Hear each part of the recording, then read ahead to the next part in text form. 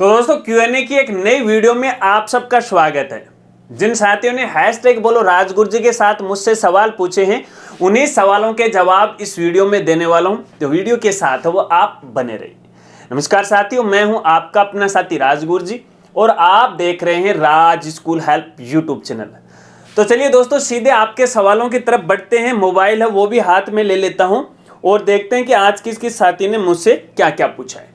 और आज के हमारे पहले साथी हैं जिनका नाम है विकी सैनी और ये पूछ रहे हैं, सर आरटी की रिपोर्टिंग के बाद मेरे डॉक्यूमेंट चेक हो गए हैं, वेरीफाई भी लिखा हुआ आ रहा है, प्राथमिकता क्रमांक 2 है, लेकिन मैं स्कूल के वार्ड में नहीं आता, तो मेरे चिल्ड्रन का सिलेक्शन हो जाएगा क्या?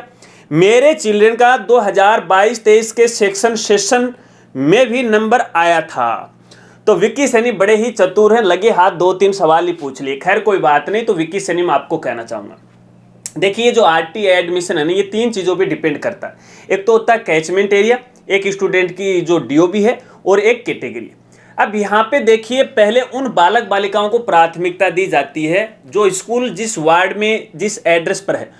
फॉर एग्जाम्पल, जैसे कोई स्कूल गाँव के अंदर है तो पहले उसी ग्राम पंचायत के बालक बालिकाओं को प्राथमिकता दी जाएगी।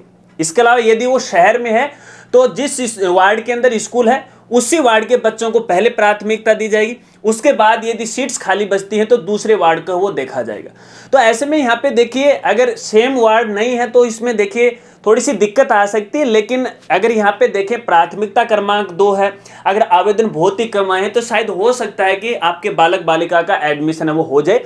और इसका फाइनल पता तो 27 जून के बाद ही वो पता लगेगा। तो आप थोड़ा सा वेट कर लीजिएगा, आपको अपने आप है वो पता लग जाएगा। और वैसे भी ये डिपेंड करता है नॉन आरटी की सीटों पर। अगर सीट ही नहीं है तो भले ही एक हो प्राथमिकता क्रमांक, नंबर कहां से आएगा? तो इस बात को आपको ध्यान रखना। चलिए अगले साथी का सवाल लेते हैं और पूछने वाले हैं भूपेंद्र सिंह और ये पूछ रहे हैं, सर नवीन स्कूल की मान्यता कब तक जारी होगी?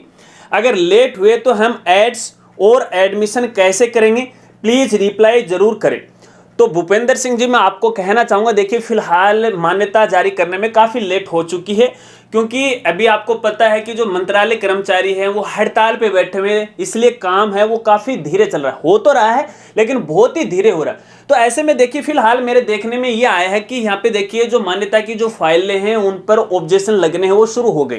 ठीक है ना, ऑब्जेक्शन लग रहे हैं। तो एक बार आप अपनी फाइल का स्टेटस है पीएसपी पोर्टल पे जाके वो चेक कर लीजिएगा कि आपकी फाइल की स्थिति क्या है। ठीक है, अगर वो डीओ से अनुमोदित कर दी गई है या फिर निदेशालय ने रोक ली है या कोई और ऑब्जेक्शन लगाया है तो इसके लिए थोड़ा वेट करना पड़ेगा। और तकरीबन मुझे ऐसा लग रहा है कि शायद जून के लास्ट तक है ये मान्यता देना वो शुरू कर देंगे, क्योंकि जुलाई से तो सेशन है वो शुरू होने वाला है। फिर भी कह नहीं सकते, क्योंकि जब तक क्लियर काम नहीं होगा ना तब तक तो यार कोई जानकारी नहीं दे सकते मैं भी। और जैसे कोई अपडेट आएगा तो आने वाली वीडियो के अंदर मैं आपको इसकी जरूर जानकारी दूंगा, क्योंकि मेरे इस संबंध में आज से 2-4 दिन पहले है संबंधित डिपार्टमेंट से बात हुई थी, अधिकारी से बात हुई, तो वो बोल रहे कि काम है वो चल रहा है और जल्दी से जल्दी करने की कोशिश हम कर रहे हैं। ठीक है, चलिए अगले साथी का सवाल लेते हैं और पूछने वाले हैं Subhash Saini, Birjori, ex student union. और ये पूछ रहे हैं, स्कूल शुरू होने वाली है पर मान्यता अभी तक भी नहीं मिली, कुछ रास्ता निकालो सर। हाँ, तो सेम ही सवाल आ गया ये। तो सुभाष सैनी जी, मैं आपको कहना चाहूँगा वेट कीजिएगा, आप थोड़ा सा वेट कर लीजिएगा, समाधान जरूर निकलेगा। ठीक है, चलिए अगले साथी का सवाल लेते हैं और पूछने वाले हैं पंकज कुमार और ये पूछ रहे हैं, सर मेरे 2 सवाल। पहला ये है कि पीएसपी पोर्टल पर आधार वेरिफिकेशन समझ नहीं आता है, एक वीडियो उस पर बनाए। और दूसरा सवाल है कि यूडाइस प्लस का सर्टिफिकेट डाउनलोड करने के बाद आगे की क्या प्रोसेस है? तो पंकज कुमार, मैं आपको कहना चाहूँगा, देखिए बहुत सारे ऐसे स्कूल साथी हैं जिनको बहुत ही कम समझ में आता है, लेकिन एक बार समझ में आने के बाद वो राजगुरु जी को याद तक नहीं करते। ये सबसे बड़ी कमी है हमारे स्कूल साथियों के अंदर। इसलिए मैं क्या कर रहा हूँ कि धीरे धीरे स्कूल से रिलेटेड जो इन्फॉर्मेशन है बहुत ही कम आपको प्रोवाइड है वो करवा रहा हूँ। और इसके लिए एक स्पेशल है वो भी मैं शुरू करने वाला हूं। तो खैर कोई बात नहीं, ये कोई बड़ी चीज़ नहीं है। पीएसपी पोर्टल पे आपको जाना है और जहां पर स्टूडेंट का आधार वेरिफिकेशन वाला ऑप्शन है वहां से वेरिफिकेशन कर दीजिएगा। लेकिन फिलहाल तो देखिए नया सेशन शुरू होने वाला है, नए सेशन से आप करोगे तो अच्छी बात है। अगर यूडाइस प्लस की अपनी यहाँ पे बात करें तो देखिए सर्टिफिकेट डाउनलोड करने के बाद आगे की कोई प्रोसेस नहीं होती है। जो सर्टिफिकेट है भविष्य के लिए आप उसे सुरक्षित है वो रख लीजिएगा, जब तक यहाँ पे संबंधित डिपार्टमेंट की तरफ से कोई ऑब्जेक्शन नहीं। क्योंकि कई बार यहाँ पे काम कंप्लीट करने के बाद भी हमारी यूडाइस में किसी प्रकार की कोई कमी रह जाती है, तो ऐसे में ऑब्जेक्शन लग जाता है। जैसे कोई आगे नया अपडेट आएगा ऑब्जेक्शन को लेके, कमियां आएंगी स्कूल की तरफ से, तो आने वाली वीडियो के अंदर मैं आपको जरूर जानकारी वो देने वाला हूं। चलिए अगले साथी का सवाल लेते हैं और पूछने वाले हैं दिनों शाम, और ये पूछ रहे हैं आरटी 2023-24 एडमिशन फाइनल 26 जून से स्टार्ट होंगे या कब से? हाँ, तो देखिए 26 जून के बाद है, पता लग जाएगा। जैसे स्कूल वाले नॉन आरटी की सीटों की एडमिशन कर देंगे पीएसपी पोर्टल पे, तो ऑटोमेटिक होते जाएंगे, ऑटोमेटिक पोर्टल है वो ले लेगा। ठीक है, टाइम फ्रेम का खास तौर पे आपको ध्यान रखना है। चलिए अगले साथी का सवाल लेते हैं और पूछने वाले हैं हमसीदा खान, और ये पूछ रहे हैं नमस्ते सर। जी नमस्कार सर, CUT राजस्थान की विश्वविद्यालय में अनिवार्य है क्या? CUT पर एक जानकारी वीडियो बना दीजिए, इससे हमें मदद मिलेगी, धन्यवाद। तो हमसीदा खान, मैं आपको यहाँ पे कहना चाहूँगा, देखिए ये जो CUT होती है ना, ये सेंट्रल यूनिवर्सिटी इंट्रेंस टेस्ट होता है, जो कि ऑल ओवर इंडिया में तकरीबन 200-250 के लगभग यूनिवर्सिटी हैं, उन पे एडमिशन या उनमें एडमिशन लेने के लिए ये एग्जाम है या टेस्ट वो देना पड़ता है। इसमें सभी जो यूनिवर्सिटी हैं वो इसके अंदर नहीं आती हैं। तो आप ये पता कर ले कि आप जिस यूनिवर्सिटी में एडमिशन लेना चाहते हैं क्या वो इसके अंदर आती है कि नहीं आती है। फिर भी आपने कहा है तो देखिए थोड़ा सा टाइम मिलेगा, तो इसके बारे में भी हम डिटेल से आपको जरूर जानकारी है वो देंगे। ठीक है, चलिए अगले साथी का सवाल लेते हैं और पूछने वाले हैं ट्रू पर्सन, और ये पूछ रहे हैं सर, नया स्कूल खोलने के लिए कृषि भूमि को किस भूमि में कन्वर्ट करना पड़ता है और कितना पैसा लगता है? राजस्थान में गांव में कितना बीघा जमीन चाहिए स्कूल के लिए? तो ट्रू पर्सन मैं आपको यहाँ पे कहना चाहूंगा, देखिए अगर एरिया ग्रामीण क्षेत्र है तो ग्रामीण क्षेत्र में जो कृषि भूमि होती है ना, वहां पे तकरीबन 1 एकड़ तक है भूमि को कन्वर्जन कराने की कोई आवश्यकता नहीं होती है, क्योंकि ये ग्रामीण इलाकों के अंदर शिक्षा विभाग के द्वारा यहाँ पे छूट है वो दी गई है। और इस संबंध के अंदर मैंने कई बार आपको जानकारी है वो दे भी चुका हूं, और अपने जो मान्यता वाले जो वीडियो हैं वो आप कंप्लीट देख लीजिएगा। नहीं पता है तो यूट्यूब पे जाके सर्च कीजिएगा मान्यता बाई राजगुरु जी, सारे वीडियो आ जाएंगे।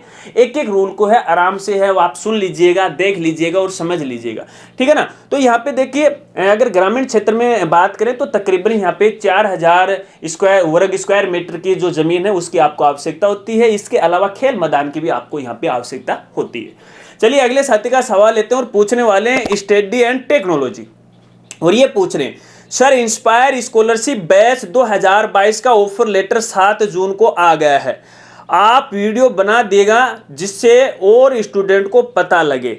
तो स्टडी एंड टेक्नोलॉजी, सबसे पहले तो आपको दिल से आई लव यू, और आई लव यू इसलिए क्योंकि आपने मुझे ये रिमाइंड करवा दिया। आपने बताया कि 7 जून को ऑफर लेटर आ गया, हालांकि रिजल्ट तो है वो 2 जून को ही यहाँ पे है वो जारी हो गया। मुझे पता था लेकिन यार वो माइंड से निकल गया, नए नए अपडेट आने लगे, फिर आप जैसे काफ़ी स्टूडेंट जुड़े हुए नई नई रिक्वेस्ट कर देते हैं, कुछ स्कॉलरशिप के बारे में जानना चाहते हैं, तो वो पहले मैंने जानकारी दे दी, आपने मुझे रिमाइंड करवा दिया। मंडे को मैं इसके बारे में डिटेल से पूरी जानकारी है वो आपको वीडियो के माध्यम से बताने वाला हूँ, किस तरह से रिजल्ट है, फिर आगे की क्या प्रोसेस है, ए से लेकर जेड तक जानकारी बताऊंगा। दिल से धन्यवाद आपको। चलिए अगले साथी का सवाल लेते हैं और पूछने वाले हैं सुमित चौधरी, और ये पूछ रहे हैं सर जी, खबरों के मुताबिक कक्षा 9-12 का पाठ्यक्रम 30% कम हुआ है, क्या कक्षा 6-8 का भी पाठ्यक्रम कम हुआ है? कि यदि हुआ है तो इसके बारे में भी जानकारी प्रदान करने का कष्ट करें। तो सुमित चौधरी मैं आपको कहना चाहूँगा, देखिए एनसीईआरटी के नियमानुसार जो घोषणा की गई थी इस बार सिलेबस को लेकर, तो 30% की कटौती हुई है। लेकिन कल एक स्टूडेंट का मेरे पास इंस्टा पे मैसेज आया था कि सर यहाँ पे 9th की या फिर 10th का बताया उन्होंने, कौन सा बताया कि जो एनसीईआरटी ने सिलेबस जारी कर रखा है तो उसके अंदर तो यहाँ पे देखिए सिलेबस में कटौती की गई, लेकिन आरबीएसई बोर्ड अजमेर के द्वारा जो 9 से लेकर 12 तक नया सिलेबस जारी किया गया है उसके अंदर वो कटौती नहीं की गई है। वो चैप्टर यूं के यूं है, वो टॉपिक है वो यूं के यूं है। तो यहाँ पे थोड़ी सी कंफ्यूज की स्थिति हो गई, मुझे टाइम नहीं मिला। हम इस चीज़ का है वो एनालाइज करेंगे, जो हमारी टीम है उनसे भी हम इसको चेक करवाएंगे कि कौन कौन से जो क्लास हैं, कौन कौन से जो सब्जेक्ट हैं, कहाँ कहाँ टॉपिक हटे हैं और नए सिलेबस में क्या क्या आ गया है। तो ये पूरा एनालाइज करके है इसके बारे में आपको जरूर जानकारी मैं प्रोवाइड करवाऊंगा। और वैसे बुक से जो रिलेटेड अगर आपको जानकारी लेनी है तो हमारी वेबसाइट पर एनसीईआरटी का एक डायरेक्ट लिंक है, आपको प्रोवाइड करवाया गया है। किसी भी क्लास की आप बुक है वो डाउनलोड कर सकते हो, नई वाली आप डाउनलोड कर सकते हो अगर मार्केट में आपको नहीं मिल रही। चलिए अगले साथी का सवाल लेते हैं, और सवाल तो यहाँ पे कंप्लीट हो गए। तो आशा रखता हूँ कि शायद आपको अपने सवालों के जवाब वो मिल गए होंगे। अगर जवाब आपको अच्छे लगे हैं तो वीडियो को लाइक कीजिएगा, और आप ये भी चाहते हो कि आपका भी जो सवाल है आने वाली संडे कमेंट बॉक्स वीडियो के अंदर मैं आपको सवाल को शामिल करूं, तो ऐसे में जब भी आप अपना सवाल पूछो तो हैशटैग बोलो राजगुरु जी के साथ वो सवाल पूछ लिया करो। लेकिन सवाल मैं है ट्विटर के माध्यम से लेता हूं, देखिए है ना। तो हर सैटरडे के दिन है मैं यहाँ पे अपनी कम्युनिटी के अंदर एक पोस्ट डालता हूँ, ट्विटर का लिंक छोड़ता हूँ, ठीक है ना। तो उस पे जाके आप अपना सवाल हो पूछ लिया करो। अब कुछ साथी ये कहेंगे सर काहे कि यार ट्विटर तो हम यूज ही नहीं करते हैं, मैं तो फेसबुक यूज करता हूँ, मैं तो इंस्टाग्राम यूज करता हूँ, मैं तो व्हाट्सएप है वो भी मैं यूज करता हूँ, लेकिन ट्विटर में यूज नहीं करता। आप तो ट्विटर है डाउनलोड या इंस्टॉल करवा रहे हो मोबाइल में। नहीं यार, वो भी एक सोशल मीडिया प्लेटफॉर्म है जहाँ पर लोग हैं अपनी बात रखते, वहाँ पर भी मैं मेरी बात है वो रखता हूँ, आपको अपडेट की जानकारी देता हूँ। आपको अच्छा लगे तो कर लीजिएगा, नहीं लगे तो जय राम जी की। मिलते हैं फ्रेंड्स अगले एक नई वीडियो के साथ, तब तक के लिए जय हिंद जय भारत।